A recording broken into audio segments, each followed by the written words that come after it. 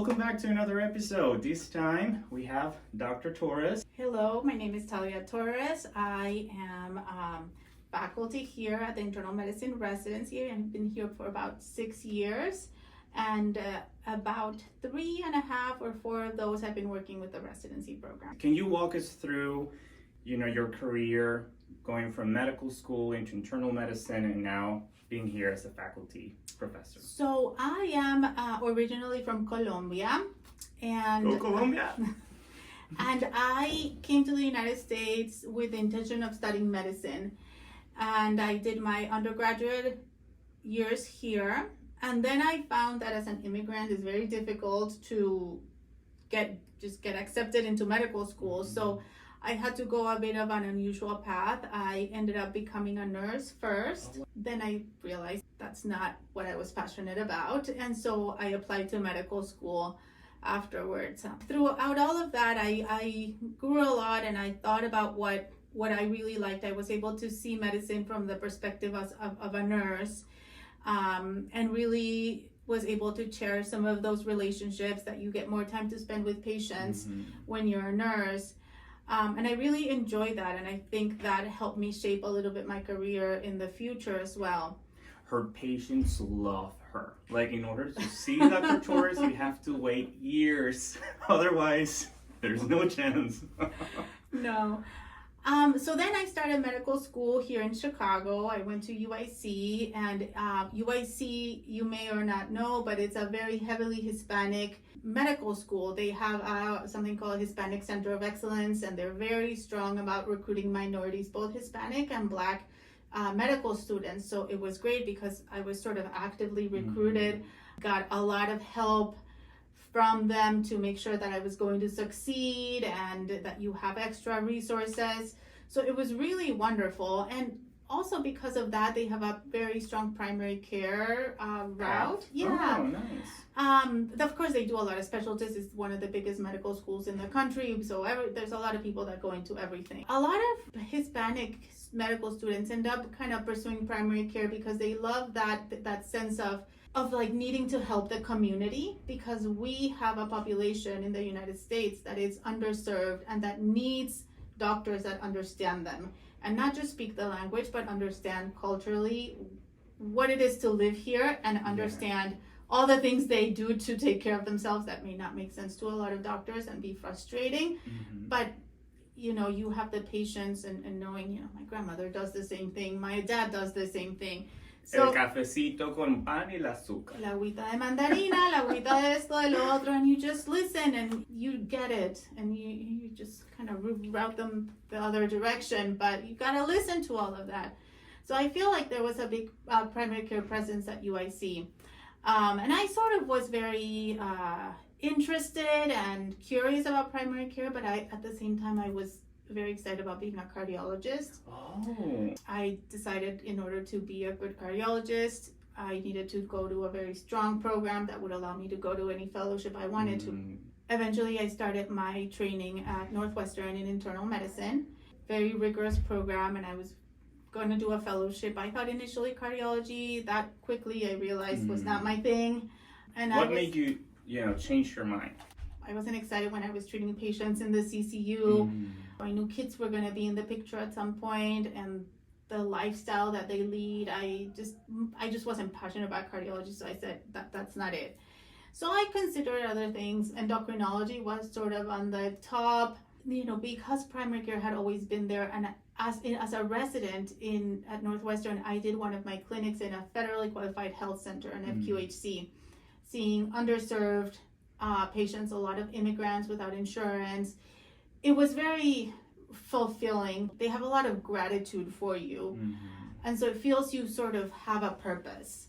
So I was very motivated by that. And of course, I saw my patients at Northwestern, lots of medically complicated patients, heart failure, liver disease, all of it at the same time. So you get strong at those things, but I still had this other calling. So ultimately, I decided that I just wanted to pursue primary care in a community setting, which is completely opposite of what I thought I would want to do when I started my cardiologist, endocrinologist, now this rock star PCP. Well, yeah. What would you say are the biggest problems and limitations for bringing all this help to your community as a PCP here in the United States? I feel because we can't see undocumented patients, we're missing a big part of the population that really needs those resources. Financial is a huge thing. A lot of my patients, even though they're immigrants, but they don't qualify for Medicare or sometimes Medicaid, they pay for their private insurance that is a very high deductible plan that really doesn't pay for much. So they're afraid of costs, they're afraid of exams, they're afraid of going to the emergency room and if something goes wrong, they're afraid of seeing specialists. I can count with two hands patients that don't know how to read or write that I still see. So it's a big barrier to overcome. No matter how much we try, there's just that barrier. We need to see them all the time. We need to see them very frequently to just drill the point. You know, your diabetes is under control. Educate. And you need to see them a lot, and there's not enough space. There's not enough doctors that can do that. There's not enough Torres in the world to save our community. As a mother, what would you say are the things that you have to really power through your day to let those that also want to be PCP know you can be a PCP and also a mother and also a wife?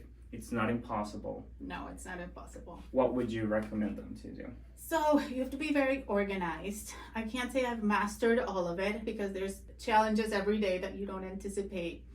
So being very organized, having a schedule, as you can see on my calendar, kids' school calendar, everything is very organized. So I know everything that's happening all the time. For the viewers at home, we have this huge wall full of calendars and sticky notes.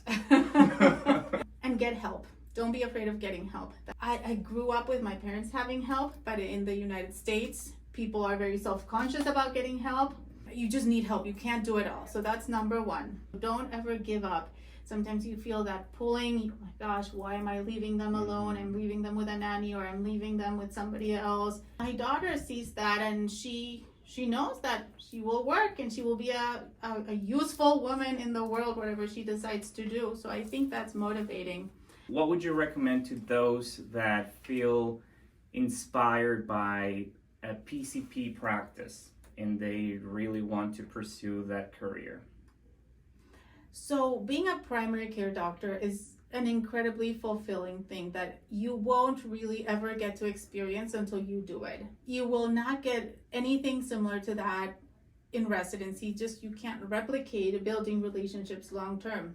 See them grow through conditions. I've had patients that I've met them, they're doing great, all of a sudden they develop breast cancer, we navigate through all of that, they get better, they're still seeing me and they're still thankful for all those things that I walked them through what to do. I didn't cure their cancer, my oncology colleagues did, but I provided support and direction. And so creating those relationships where you help them through the good times and the bad times is very rewarding that you sort of can't experience during residency. So being able to foresee a little bit of that. A lot of people say, oh, you know, there's so much, I feel like I have 2,000 kids all the time. Yeah, you're doing so many things, but at the same time, I'm never on a big call. I'm never called to the hospital. Nothing is ever an emergency to me. So if it is an emergency, you gotta go to the emergency room. You have to be able to be smart and recognize when somebody's really sick. But so lifestyle in that way is not stressful in that people are dying in front of you. It's stressful in the amount of work you have to do and the amount of work you take home.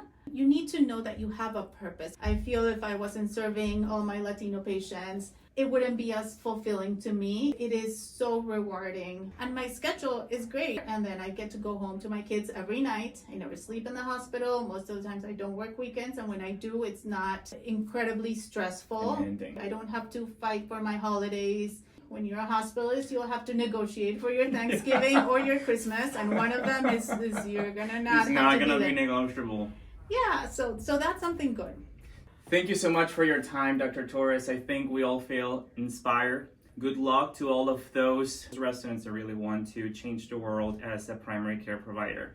We all feel inspired by you, Dr. Torres. Thank you so much. Thank you, Dr. Take Chacon. care.